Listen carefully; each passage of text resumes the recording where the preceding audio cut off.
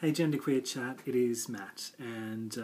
this week is a free week, so topic of our choice or just talking about whatever we want to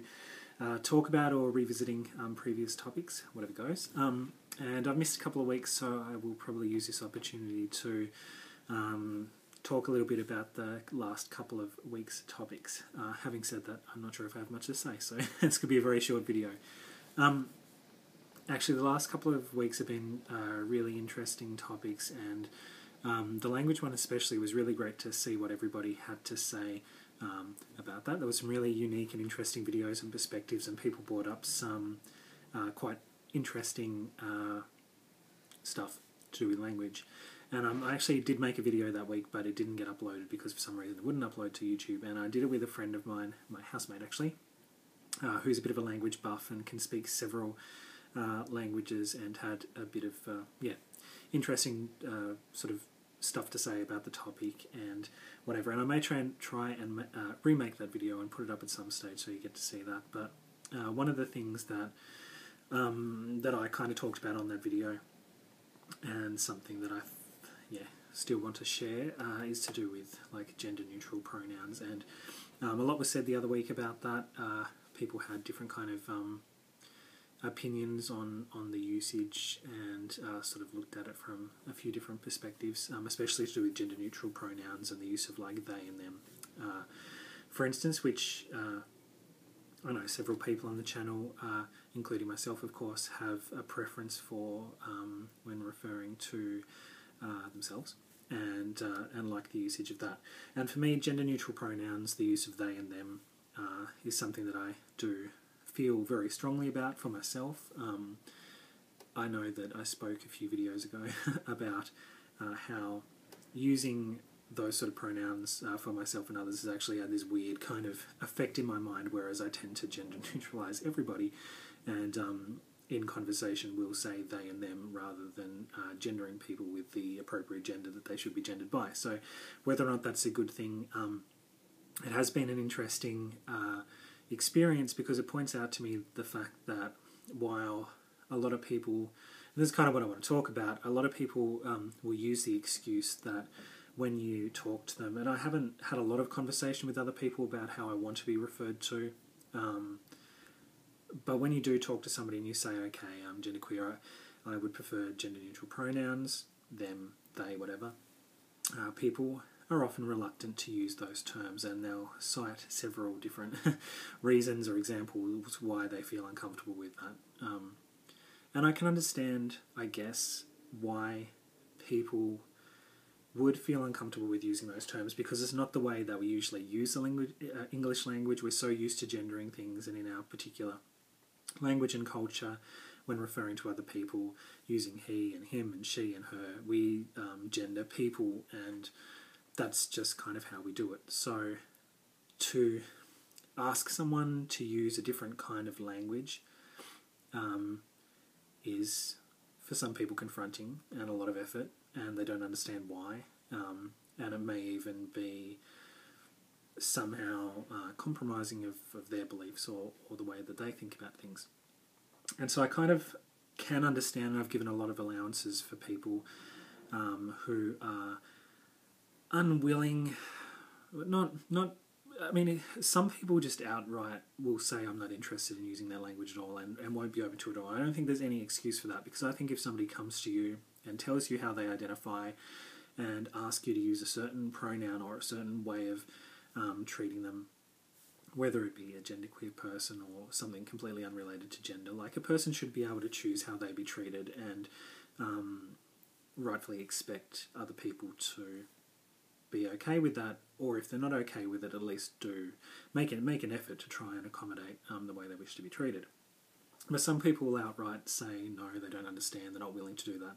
and I find that hard to deal with, even though I've given people allowances with that, because that's more than just saying, okay, I don't understand the terms, I don't feel comfortable with that. It's actually saying I don't understand and respect your identity. I don't respect or value your view of yourself and the way you wish to be treated. I'm going to be stuck in the mud and continue to refer to you or treat you the way that I've always treated you because I inherently believe that that way is the correct way. And that's kind of how I'm looking at it now, and I don't think that's particularly healthy or good for anyone. There's other people who genuinely give it a shot or try and understand and have difficulties and mix it up and give you the wrong pronouns and don't always succeed. I have quite a few friends who are aware of how I identify, and I may not have said to them I want to be referred to in this way, but they kind of understand, at least broadly, the way that I feel about myself and the fact that I would prefer those things, and or with other people related to me that also identify in similar ways, people that I would use the terms they and them for, like some other people on the GenderqueerChat channel. If referring to those people, it's kind of difficult if somebody who does understand or you have spoken to then goes ahead and genders incorrectly that person. So that's difficult, but I understand that people try and they're obviously aware and they've taken on board what you've said, and then they may screw it up occasionally, and that's okay. But I think also maybe I'm a little bit too lenient on that, and maybe there does come a time when you should be able to say, okay, this is how it should be rather than that way, and I understand that you're trying, but maybe try harder. So that's something that I've been thinking about and struggling with myself, and something I think I need to maybe stand up for a little bit more and be a bit more proactive in educating people and asking them to treat me and other people that I'm referring to in that way. I just think I understand why people have difficulties with it, but I'm coming to realise now that that's not really an excuse, not a long-term excuse or solution, and we shouldn't have to compromise our identities or the way we want to be treated or referred to because other people have trouble with it. Another interesting thing that came up in a conversation recently was with a friend, and we were talking about gender-neutral pronouns, and they were expressing to me that they understood, but they felt uncomfortable using they and them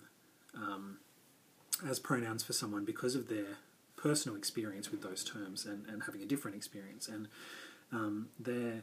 lesbian, and in their kind of circles and experience, people have used, I don't know if this is a universal thing, but it was the experience of this particular person. People use gender neutral or gender neutralize people in order to hide or whatever the gender from the people they're talking to. So if somebody's gay, lesbian, and they are talking to family, friends, people they're not out to, people that may not understand, or if it's work, colleagues or whatever, and they don't want to out themselves because it may cause discrimination or they may be worried about it, or whatever reason, they may use they and refer to their partner instead of she or her or him or whatever as they, to try and disguise the gender of their partner. But the person who told me this also said that kind of came from a bit of a shameful place, so being ashamed of